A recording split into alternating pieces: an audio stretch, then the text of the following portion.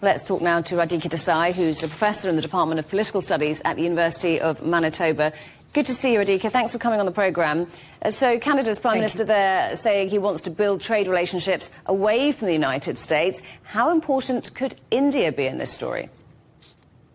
I think that India is clearly expected to be very important. The grounds on which the visit of Carney is being sold in Canada to Canadians who are very eager for a diversification of trade relations away from the United States is that India is the fastest growing major economy in the world. Of course, if you look more closely at these statistics, they don't bear much scrutiny. I think India's growth has been wildly exaggerated. Nevertheless, Prime Minister Carney is there. He has projected the visit as being primarily about business, primarily about trade and investment. And by the way, that means two-way investment. And this is to draw attention away from the tense relationship between Canada and India so far for the last several years. So clearly, Mr. Carney wants to come away with some good deals. There's talk about a CEPA, a Comprehensive Economic Partnership Agreement, which Indian officials and Canadian officials say may be signed within a year.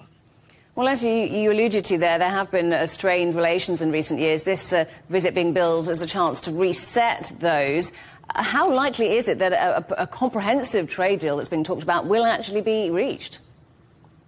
Well, certainly we know that from recent experience on the Indian side, at least, the recent experience with the trade deals with the EU and so on, India has been fast-tracking trade deals. India also has a trade deal with the United States, although, of course, its future now is a little bit uncertain. But nevertheless, these were fast-tracked. So on India's side, Prime Minister Modi is certainly very eager to look, shall we say, hyperactive on the trade agenda front. And of course, both India and Canada have been hard hit by the Trump tariffs. So the urgency is there on both sides. The question will then be, how easy is it to sort out the relationships? And I think that, as I say, both governments seem to want to prioritize negotiations. So Mark Carney here going on, you might call it a charm offensive, not just going to India, but other places planned. He also recently secured a deal with China. What might a potential deal with India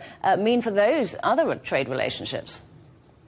Well, in this trip, of course, Mark Carney has to sign a deal with China because China is the most important economy in the world today. I mean, if you think about it, while the United States is perhaps equally important, the United States is on the decline, China remains on the rise. So that was absolutely inevitable. But it's important to remember that Mark Carney, while of course, doing this, he is also going, in this trip, not only to India, but to Australia and Japan. And clearly, this is part of his attempt to try to sort of muscle in on the Quad relationship, the quadrilateral relationship, without